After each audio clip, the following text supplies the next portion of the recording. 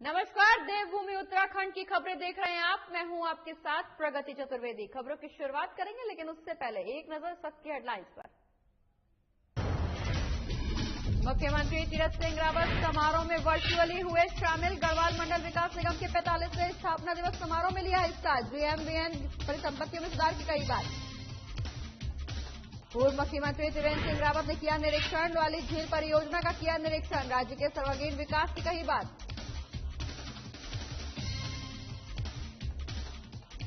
हरिद्वार में आज से कुंभ मेले की हुई शुरुआत। दूसरे प्रदेश से आने वाले लोगों की हो रही कोविड जांच। नासन बॉर्डर पर किया जा रहा सभी का कोविड जांच। नगर पंचायत चेयरमैन प्रतिनिधि ने की दावेदारी पेश। आगामी 2022 विधानसभा चुनाव में लड़ेंगे। शफकत अली चुनाव क्षेत्र का विकास कराने की कही बात। चलिए खबरों की शुरुआत करेंगे, जहां मुख्यमंत्री तीरथ सिंह रावत ने गढ़वाल मंडल विकास निगम के 45वें स्थापना दिवस समारोह में वर्चुअली हिस्सा लिया और GMVN की परिसंपत्तियों में सुधार के लिए 2 करोड़ रुपए की धनराशि प्रदान करने की बात भी कही। बता दें कि गढ़वाल मंडल विकास निगम के अंतर्गत साहसिक पर्यटन के कई गतिविधियों, कार्मिकों के कौशल विकास, व्यावसायिक गतिविधियों और सेवाओं के डिजिटलीकरण, नवाचार को प्रोत्साहित करने के लिए भी सरकार ने वित्तीय सहायता दी है। वहीं मुख्यमंत्री ने इस दौरान कहा कि साहसिक खेलों के लिए प्रोत्साहन के लिए निगम को ट्रैकिंग, पर्वतारोहण, रिवर राफ्टिंग, पैराग्लाइडिंग जैसे गतिविधियों के संचालन और एक पेशेवर संस्था के रूप में विकसित करने के लिए वित्तीय सहायता प्रदान की जाएगी और पर्यटन, होटल गतिविधियों में निगम के कार्मिकों के ज्ञान में इजाफे करने के लिए मध्यावधि प्रशिक्षण कार्यक्रम करवाने की सहायता भी दी जाएगी। वहीं निगम की व्यावसायिक गतिविधियों में वित्तीय लेन देन को पूरी तरह से डिजिटल करने के लिए प्रभावी ऑनलाइन बुकिंग सिस्टम विकसित करने, डिजिटल ट्रांजैक्शन का ज्यादातर प्रयोग करने, CCTV के द्वारा अग्रिम निगरानी प्रणाली अपनाने, डिजिटल लॉक्स आदि आधुनिक होटल व्यवसाय के नवाचारों को अपनाने के लिए भी आर्थिक सहायता देने की बात कही गई है।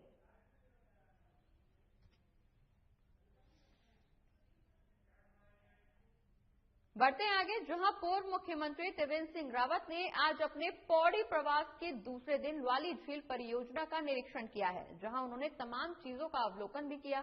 वहीं पूर्व CM त्रिवेंद्र सिंह रावत ने इस दौरान कहा कि आगामी 3 महीने के पहले चरण में झील और सड़क का काम किया जाएगा। दूसरे चरण में इस क्षेत्र को पर्यटक स्थल के रूप में भी विकसित किया जाएगा, जिससे स्थानीय लोगों के स्वरोजगार के अवसर भी मिलेंगे। इसके साथ ही त्रिवेंद्र सिंह रावत ने यह भी कहा कि भारतीय जनता पार्टी की हमारी सरकार प्रदेश के सर्वांगीण विकास के लिए पूरी तरह से कटिबद्ध है।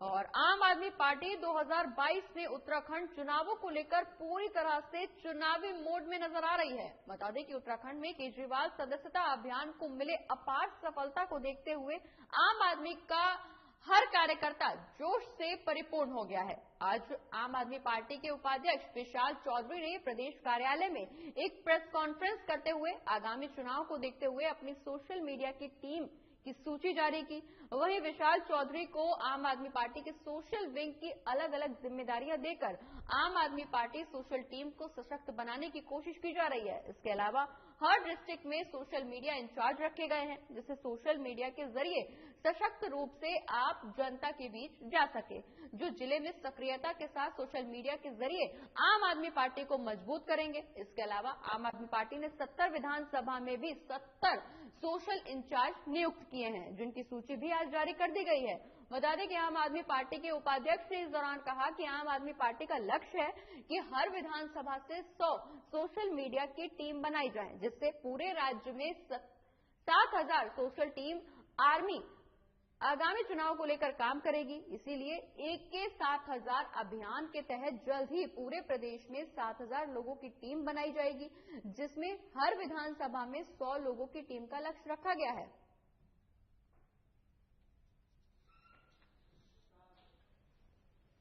देखिए, आज आम आदमी पार्टी उत्तराखंड द्वारा सोशल मीडिया की हमारी टीम का विधिवत घोषणा की गई है। प्रदेश स्तर पे, जिला स्तर पे और विधानसभा स्तर पर हमने सोशल मीडिया के इंचार्जों को जिम्मेदारी दी है, जिसमें कि आशु बोध देवरी जी हमारे पूरे स्टेट के सोशल मीडिया को लीड करेंगे। उनके साथ 6 लोगों की टीम जो सोशल मीडिया को लीड जो रहेंगे, उनके साथ चंदन जोशी जी, दीप प्रकाश पंत जी, मनीष तिवारी जी, नीरज पासवान जी, आकाश मोहन दीक्षित जी। इसी क्रम में जनपद वार भी हमने सोशल मीडिया इंचार्जों की घोषणा आज की है और उसी परिवेश में विधानसभा स्तर पर भी आम आदमी पार्टी द्वारा आज सोशल मीडिया इंचार्जों की घोषणा की गई है। चलिए बढ़ते आगे, जहां प्रधानमंत्री आवास योजना ऋषिकेश में लागू करने की मांग अब जोर पकड़ती जा रही है। लगातार लोक जनशक्ति पार्टी के कर्ता सरकार पर योजना को लागू करने का दबाव बना रहे हैं। आपको बता दें कि पार्टी कार्यकर्ताओं ने इस संबंध में शहर में जुलूस भी निकाला और एसडीएम कार्यालय पर प्रदर्शन भी किया। वहीं मौके पर मुख्यमंत्री के नाम एक ज्ञापन भी सौंपा गया है, जिसमें जल्द ही प्रधानमंत्री आवास योजना को ऋषिकेश में लागू करने की मांग की गई है। बता दें कि पार्टी कार्यकर्ताओं ने ये चेतावनी भी दी है कि अगर उनकी मांग पर ध्यान नहीं दिया गया तो पार्टी उग्र आंदोलन करेगी। वहीं जुलूस निकालने के दौरान पार्टी कार्यकर्ताओं ने विधायक मुर्दाबाद के नारे भी लगाए। आपको बता दें कि प्रधानमंत्री नरेंद्र मोदी ने साल 2022 तक सभी बेघरों को घर उपलब्ध कराने के लिए प्रधानमंत्री आवास योजना को चलाया है, लेकिन ऋषिकेश में ये योजना अभी तक धरातल पर उतरती हुई दिखाई नहीं दे रही। वहीं एलजेपी के कार्यकर्ताओं ने भी नाराजगी जाहिर की है। लोक जनशक्ति पार्टी द्वारा 2013-14 से आंदोलन चलता रहा है और प्रधानमंत्री आवास योजना को लेकर के आज ज्ञापन सौंपा गया है, क्योंकि प्रधानमंत्री योजना जो यहाँ पे धरातल पर नहीं है, यहाँ के विधायक की अनदेखी के कारण यहाँ की जनता का उत्पीड़न हो रहा है और किसी भी पात्र को अभी तक प्रधानमंत्री आवास योजना का लाभ नहीं मिला है। और अगली खबर काशीपुर से है, जहां नवीन मंडी हाउस में भारतीय जनता पार्टी के बाजपुर, काशीपुर, जसपुर विधानसभा के संगठन की एक बैठक आयोजित की गई, जिसमें बीजेपी जिला अध्यक्ष शिव अरोड़ा ने मीडिया को संबोधित करते हुए कहा कि आज काशीपुर में मंडल अध्यक्षों और वरिष्ठ कार्यकर्ताओं के साथ ये बैठक की गई, जिसमें आगामी विधानसभा चुनाव 2022 के मद्देनजर बूथों तक संगठन खड़ा कर लिया गया है और अब पार्टी पन्ना प्रमुख योजना को लेकर काम कर रही है। उन्होंने ये भी जानकारी दी कि एक पन्ने में लगभग 50 से 60 वोट होते हैं, जिसमें उस पन्ने का प्रमुख कौन होगा, पार्टी इस अभियान को शुरू करने वाली है, जिससे अगले 2 महीने के अंदर हम पूरे जिले के हर बूथ पर पन्ना प्रमुख बना सके। साथ ही उन्होंने ये भी जानकारी दी कि बैठक में पार्टी के आने वाले कार्यक्रमों के विषय में चर्चा की गई, जिसमें कि 6 अप्रैल को पार्टी का स्थापना दिवस और 9 अप्रैल को होने वाले प्रदेश अध्यक्ष मदन कौशिक के स्वागत कार्यक्रम पर ध्यान दिया गया।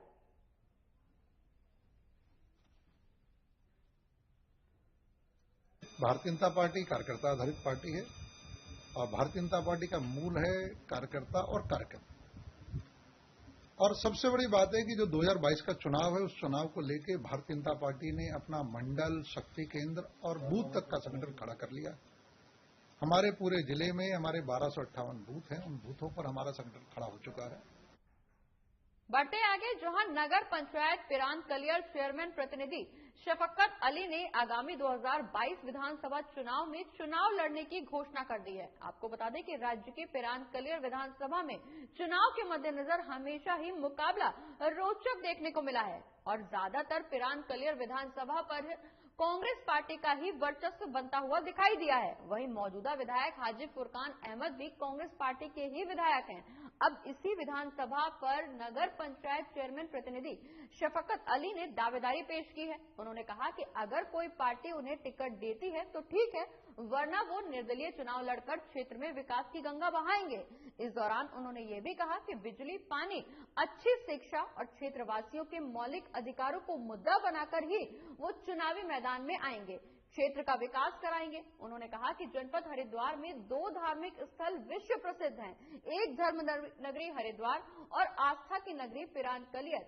यहाँ पर देश और विदेश से श्रद्धालु अपनी मन्नतें पूरी करने आते हैं। अगर क्षेत्र की जनता उन्हें चुनकर विधानसभा पहुंचाती है तो वो क्षेत्र में चहुमुखी विकास कराएंगे। वहीं पिरान कलियर में सभी धर्मों के लोगों की आस्था है, इसलिए वो आम आदमी के मुद्दों को लेकर ही चुनावी मैदान में उतरेंगे और क्षेत्र का विकास कराएंगे।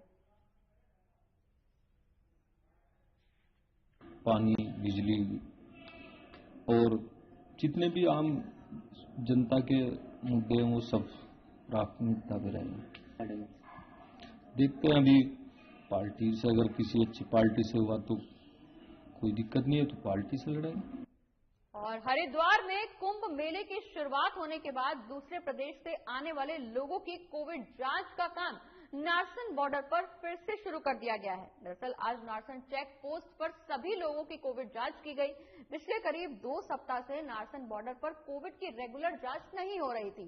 केवल गंगा स्नान के दौरान ही कोविड जांच का कार्य किया जा रहा था, लेकिन अब शासन के आदेश आने के बाद एक बार फिर से बॉर्डर पर हर रोज जांच शुरू कर दी गई है। बता दें कि उत्तराखंड में प्रवेश करने वाले वाहनों को नियंत्रण करने के लिए पुलिस को मशक्कत करनी पड़ी। वहीं नारसन बॉर्डर पर स्थानीय पुलिस और फोर्स का भी इंतजाम किया गया।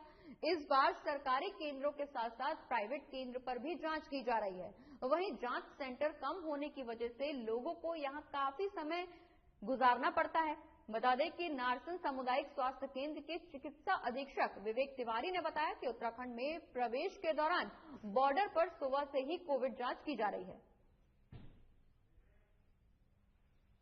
ये नारसन बॉर्डर में परसों शाम से जो है सैंपलिंग का काम चल रहा है, तो हमारी सरकारी टीम भी बैठी है और प्रिफर्ड लैब वाले जो हमारे प्राइवेट लैब्स हैं उन लोग के द्वारा भी सैंपलिंग का काम किया जा रहा है। तो लगातार सैंपलिंग चल रही है और अगर कोई केस पॉजिटिव आता है इसमें तो हम उसको यहीं से वापस भेज रहे हैं उसकी मूल स्थान पे। तो व्यवस्था ये है कि बाकी सैंपलिंग एकदम लगातार चल रही है, इसमें कोई दिक्कत में एंटीजन टेस्टिंग हम लोग यहाँ कर रहे हैं। जो बाहर से आ रहे हैं पहले उनसे रिपोर्ट मांगे, अगर उनकी 72 घंटे के अंदर की रिपोर्ट है तब तो हम उसके आधार पर तय करते हैं कि उनको आगे जाना है नहीं जाना है, और नहीं है तो यहाँ टेस्ट करा के फिर हम डिसाइड करते हैं कैसे उनको आगे। तो हरिद्वार में कुंभ मेले की शुरुआत हो गई है, जिसको लेकर के नारसन बॉर्डर पर लगातार कोविड की जांच की जा रही है। आपको बता दें कि अभी इससे कुछ दिनों पहले से नारसन बॉर्डर पर रेगुलर कोविड की जांच नहीं की जा रही थी। वहीं आज से जब कुंभ मेले की शुरुआत हुई है तो अब नारसन बॉर्डर पर लगातार कोविड की जांच शुरू हो गई है। और इसी खबर पर ज्यादा जानकारी के लिए हमारे संवाददाता विकास शाह हमारे साथ जुड़ गए हैं। विकास, कोविड की जांच शुरू हो गई है, उसके साथ ही आज कुंभ मेले की शुरुआत हो गई है। सबसे पहले आपसे जानना चाहेंगे कि कुंभ मेले की शुरुआत आज से हुई है, इसको लेकर के क्या कुछ देखने को मिल रहा है, कितनी भीड़ श्रद्धालुओं की पहुंची है हरिद्वार और नारसन बॉर्डर पर क्या कुछ तैयारियां की जा रही हैं? जी बिल्कुल प्रगति, आपने ठीक कहा है कि आज जो महाकुंभ का है वो आज शुभारंभ हो चुका है और ये महाकुंभ का आज से और 30 अप्रैल तक ये महाकुंभ चलेगा। और हरिद्वार की अगर बात करें तो धर्मनगरी हरिद्वार में आज कई वहां पर श्रद्धालु पहुंचे हैं। वहां पर कई सुरक्षा व्यवस्था हो, जो तमाम व्यवस्थाएं सरकार ने भी अपनी तरफ से पूरी कर रखी है। और सबसे बड़ी बात प्रगति इसमें ये है कि कोविड काल में ये जो है कुंभ का आयोजन किया जा रहा है, ऐसे में सरकार के लिए बहुत बड़ी चुनौती है। कुंभ को सफल कुंभ बनाने के लिए सरकार के लिए बहुत बड़ी चुनौती है। तो इसको लिए सरकार ने जो नारसन बॉर्डर है, जहाँ से तमाम जो श्रद्धालु आते हैं उनकी वहां पर चेकिंग की जा रही है। अगर इसमें पहले ही जो है सरकार ने इसके लिए फरवरी माह में जो है जो श्रद्धालु हरिद्वार कुंभ मेले में पहुंचने के लिए एक ऐसा गाइडलाइन जारी की थी कि अगर कुंभ में आना है तो कोविड रिपोर्ट लेके आना होगा। उसके लेकर यहाँ पर नारसन बोर्ड पर तमाम जो श्रद्धालु वहां पर पहुंच रहे हैं उनसे पूछा जा रहा है कि आपके पास कोविड रिपोर्ट है या नहीं है। अगर कोई श्रद्धालु नहीं लाते हैं तो जिला प्रशासन को निर्देशित किया है कि वहीं पर नारसन बॉर्डर पर जो है उनका रेंडमली रैपिड टेस्ट कराएं, ताकि श्रद्धालु भी आ सकें और जो हरिद्वार में पहुंच रहे हैं श्रद्धालु उनको किसी प्रकार की कोई दिक्कत न हो। दूसरी तरफ अगर बात करें कि पिछले अगर हफ्तों की बात करें, हफ्ते 10 दिन से, तो वहां पर जो है नारसन बॉर्डर पर किसी भी प्रकार की कोई सैंपलिंग जांच नहीं हो रही थी। लेकिन शासन ने, उत्तराखंड सरकार ने निर्णय लिया है, जिस तरीके से जो देश के अन्य राज्यों में लगातार मामले बढ़ते जा रहे हैं और उत्तराखंड में भी जो है मामलों में बढ़ोतरी हो रही है कोरोना की, तो इसको देखते हुए जो महाराष्ट्र हो गया, गुजरात, इन 12 राज्यों से जो उत्तराखंड पहुंच रहे हैं उनके लिए भी अब सरकार ने अलग गाइडलाइन जारी की है। और जो भी इन राज्यों से आते हैं जहां पर कोरोना के मामले बढ़ते जा रहे हैं, तो उनको भी अब उत्तराखंड आने के लिए कोविड नेगेटिव रिपोर्ट लानी होगी। उसी के तर्ज पर अब सरकार ने जो नारसन बॉर्डर है वहां पर पूरा पुलिस महकमा हो गया, स्वास्थ्य विभाग के अधिकारी वो वहां पर मुस्तैद हैं और अब हर दिन वहां पर नियमित रूप से जो ऐसे स्थानों से आते हैं जहां पर ज्यादा कोरोना के मामले बढ़ रहे हैं उनकी वहां पर नियमित अब कोविड जांच कराई जाएगी। जी बिल्कुल विकास, लगातार प्रशासन नई गाइडलाइंस जारी कर रहा है। इससे पहले भी हमने देखा था कि मुख्य सचिव ने नई एसओपी भी जारी की थी, जिसको लेकर के कोविड का पालन करने के लिए तमाम उन्होंने एहतियात बरतने की अपील भी की थी। साथ ही लोगों को निर्देश भी दिए थे कि कोविड की रोकथाम के लिए वो एहतियात बरतें। इसी दौरान पुलिस को भी कड़ी मशक्कत करनी पड़ी है वाहनों को नियंत्रण करने में। इससे ये अनुमान साफ तौर पर लगाया जा सकता है कि आज से जो महाकुंभ की शुरुआत हुई है उसमें भारी संख्या में श्रद्धालु पहुंचे हैं। बिल्कुल प्रगति, जिस तरीके से क्योंकि आज कुंभ का आगाज हो चुका है और ऐसे में श्रद्धालुओं की बहुत की जो गंगा जो शाही स्नान होने हैं वो 12 अप्रैल और 27 अप्रैल को यहाँ पर 12, 14 और 27 अप्रैल को यहाँ पर शाही स्नान होने। तो ऐसे में उम्मीद है कि लगातार जिस तरीके आज भी अगर हरिद्वार की अगर बात करें तो कई लाखों वहां पर श्रद्धालु संत समाज कई वहां पर पहुंच रहे हैं और लगातार नजर भी सरकार रख रही है कि कोई बिना कोविड जांच के यहाँ पर न पहुंचे, क्योंकि जिस तरीके से जो कोरोना का संक्रमण है वो लगातार बढ़ता जा रहा है। और खासकर उत्तराखंड की अगर प्रगति बात करें तो जो मैदानी जनपद है हमारे, खासकर देहरादून हो गया, हरिद्वार हो गया, उधम सिंह नगर हो गया, नैनीताल, इन मैदानी जनपदों में मामले लगातार बढ़ते जा रहे हैं। तो सरकार के लिए बहुत बड़ी चुनौती है। तो सुरक्षात्मक तरीके से जो कुंभ मेला है वो भव्य और दिव्य हो, साथ साथ में लोगों जो श्रद्धालु आ रहे हैं उनकी भी सुरक्षा रखी जाए। तो इसको लेकर सरकार ने अपनी पूरी तैयारियां कर रखी है। लगातार अब चेकिंग जो नारसन बॉर्डर है वहां पर चेकिंग की जा रही है ताकि किसी भी प्रकार का अगर यहाँ पर कोई श्रद्धालु आता है तो वो यहाँ से संक्रमण न लेके जाए, बल्कि यहाँ से एक अच्छा संदेश लेकर जाए कि कुंभ में उन्होंने वहाँ यहाँ पर आए और एक अच्छा संदेश यहाँ पर लेके जाए। चलिए, बहुत बहुत शुक्रिया विकास, ये तमाम जानकारी हमारे दर्शकों तक पहुंचाने के लिए। हम आगे भी आपसे अपडेट्स लेते रहेंगे, लेकिन फिलहाल के लिए शुक्रिया। बढ़ते आगे, जहां देहरादून में इस बार का ऐतिहासिक श्री झंडा मेला 2 अप्रैल से शुरू होने वाला है। आपको बता दें कि इसके लिए तमाम एहतियात बरती जा रही हैं। वहीं श्री झंडे जी के आरोहण और मेले के आयोजन को लेकर श्री दरबार साहिब के महंत देवेंद्र दास महाराज ने खुद तैयारियों का जायजा भी लिया है। उन्होंने मेला प्रबंधन से जुड़े अधिकारियों को जरूरी दिशा निर्देश भी दिए हैं। वहीं महंत देवेंद्र दास महाराज ने अपने संदेश में सभी संगतों और श्रद्धालुओं के लिए कोरोना वायरस से बचाव की एडवाइजरी भी जारी की है। उन्होंने मेले में सरकार की गाइडलाइंस का पालन करने की अपील भी की है। आपको बता दें कि श्री गुरु राम राय महाराज की जयंती पर हर साल श्री दरबार साहिब देहरादून में श्री झंडे जी मेले का आयोजन किया जाता है। वहीं इस बार मेले में आने वाले सभी श्रद्धालुओं को कोरोना की नेगेटिव रिपोर्ट लाना जरूरी रखा गया है। कोरोना संक्रमण के बढ़ते मामलों को देखते हुए दरबार साहिब प्रबंधन समिति ने परिक्रमा का रूट बदलने का फैसला लिया है। साथ ही आपको ये भी बता दें कि 4 अप्रैल को नगर परिक्रमा सुबह 7:30 बजे से शुरू होगी। और इस वर्ष ये तिथि 2 अप्रैल को पड़ रही है, तो बड़े आस्था के साथ, भक्ति भाव से और हर्षोल्लास के साथ जन्मदिवस मनाया जाएगा। और इसमें हमारी संगतें देश भर से और विदेशों से शामिल होगी। जो इसका मुख्य आकर्षण है वो दरबार साहिब के पश्चिमी द्वार में झंडारोहण से होता है। सुबह 8 बजे पूजा अर्चना के बाद जो वर्तमान में स्थित झंडे जी हैं उनको उतारा जाएगा और उसके बाद इस पर गंगा जल, दूध, दही, घी से इसका स्नान कराया जाएगा। जो ध्वज दंड है ये शाल के वृक्ष से बनाए जाते हैं। इस पर संगतों द्वारा रंगीन वस्त्रों का आवरण चढ़ाया जाता है। इस बार का 10वीं गुलाब को चढ़ाने का सौभाग्य हमारे रोपड़ जिले के सेवक श्री जसवीर जी को मिला है। और हम सबका ये अटूट विश्वास है, आस्था है कि दरबार साहिब में जो भी सच्चे मन से, भावना से और समर्पण भाव से मत्था टेकता है, मैं कोविड-19 पेंडेमिक के कारण, महामारी के कारण हमने विशेष सावधानियां बरती हैं और केवल धार्मिक अनुष्ठानों को हम संपन्न करा रहे हैं।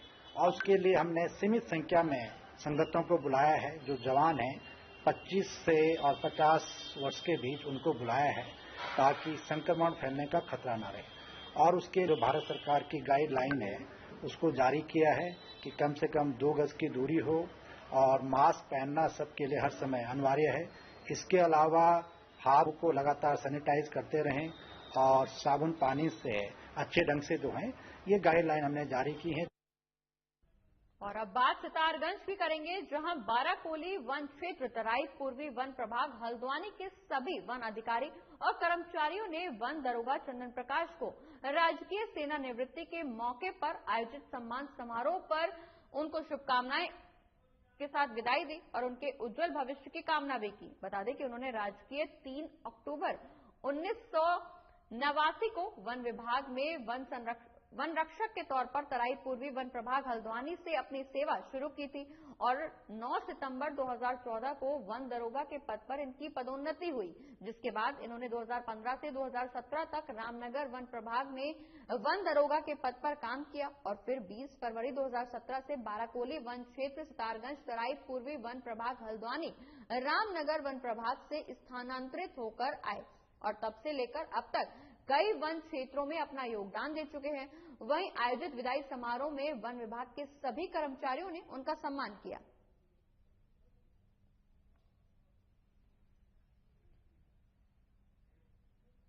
और मसूरी देहरादून मार्ग पर हादसा थमने का नाम नहीं ले रहा।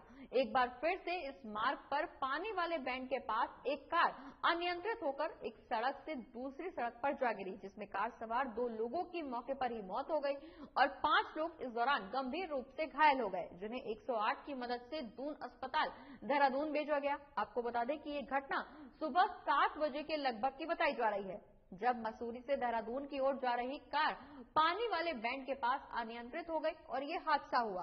वहीं इस दौरान सीओ नरेंद्र पंत ने बताया कि शवों का पंचनामा कर पोस्टमार्टम के लिए भेज दिया गया है और साथ ही लोक निर्माण विभाग को निर्देशित किया गया है कि वो क्रश बैरियर लगाकर मार्ग को सुरक्षित बनाएं।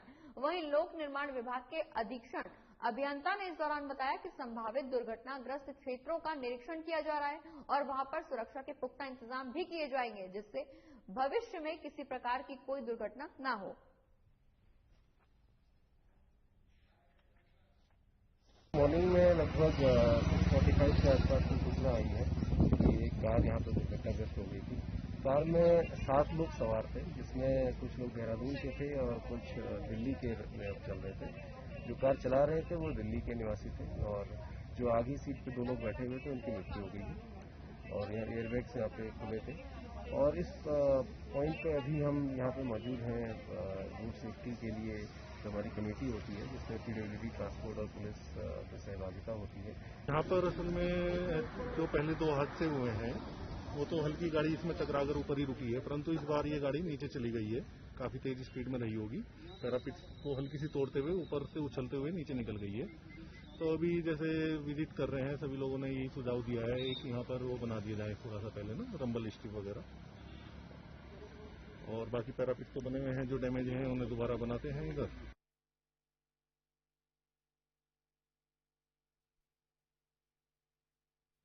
हादसे थमने का नाम नहीं ले रहा है। आपको बता दें कि मसूरी देहरादून मार्ग पर लगातार दुर्घटनाओं का लोग शिकार हो रहे हैं। वहीं ताजा मामला जहां एक कार अनियंत्रित होकर सड़क से दूसरी सड़क पर जा गिरी, जिसमें कार सवार 2 लोगों की मौके पर ही मौत हो गई। वहीं इस दुर्घटना में 5 लोग गंभीर रूप से घायल हुए हैं। आपको बता दें कि लगातार लोग हादसों का शिकार हो रहे हैं और ऐसी दुर्घटनाओं की वजह से लोग अपनी जान गंवा रहे हैं। लगातार पुलिस लोगों से सावधानी बरतने की अपील कर रही है। वहीं सड़क सुरक्षा नियमों का पालन भी लगातार पुलिस के द्वारा कराया जा रहा है। और इसी खबर पर ज्यादा जानकारी के लिए हमारे संवाददाता धर्मेंद्र सिंह हमारे साथ जुड़ गए। धर्मेंद्र, मसूरी देहरादून मार्ग पर एक बार फिर से दुर्घटना हुई है जिसमें 2 लोगों की मौत हुई है, 5 लोग गंभीर रूप से घायल हुए हैं। क्या वजह रही इस दुर्घटना के पीछे? क्या ओवर स्पीडिंग या वहां पे कोई गड्ढा सड़कों पर जिसके चलते ये हादसा हुआ है? जी, बताना चाहूंगा कि जो दुर्घटना हुई है, जिस क्षेत्र में दुर्घटना हुई है वहां पैराफिट भी नहीं लगे हैं। वैसे तो लोक निर्माण विभाग द्वारा पहाड़ काट दिए गए हैं, पुस्ते लगा दिए, मार्ग का चौड़ीकरण कर दिया गया है, लेकिन कई ऐसी संभावित दुर्घटना क्षेत्र हैं जहां पर अभी भी जो है सुरक्षा के पुख्ता इंतजाम नहीं किए गए हैं। कई ऐसी जगह है जहां पर अभी भी सुरक्षा दीवार जो होती है, जो पैराफिट जो होती है, उसको नहीं लगाया गया है, जिस कारण लगातार दुर्घटनाएं बढ़ रही हैं। जी चलिए, बहुत बहुत शुक्रिया धर्मेंद्र, ये तमाम जानकारी हमारे दर्शकों तक पहुंचाने के लिए। हम आगे भी आपसे अपडेट्स देते रहेंगे, लेकिन फिलहाल के लिए शुक्रिया। बढ़ते हैं आगे और अब बात हरिद्वार की करेंगे, जहां रानीपुर क्षेत्र का ये पूरा मामला, जहां कई इस्पात सेंटर खोले जा चुके हैं, जिसमें से कुछ इस्पात सेंटर्स में अनैतिक काम करने का मामला सामने आया है। वहीं प्रशासन इस पर रोक नहीं लगा पा रहा। बता दें कि कांग्रेस के वरिष्ठ नेता राजवीर सिंह चौहान का कहना है कि इस्पात सेंटर के लिए कई बार प्रशासन को अवगत भी कराया गया, लेकिन इस पर कोई कार्रवाई नहीं की गई। उस समय से मेरे भी संज्ञान में ये बात कई बार आ चुकी है और मैंने संबंधित अधिकारियों से भी वार्ता की है और मुझे जानकारी मिली है, मीडिया के माध्यम से भी इस मामले को काफी हाईलाइट किया गया है और उसके संबंधित तमाम सबूत भी संबंधित अधिकारियों को प्रस्तुत किए गए हैं।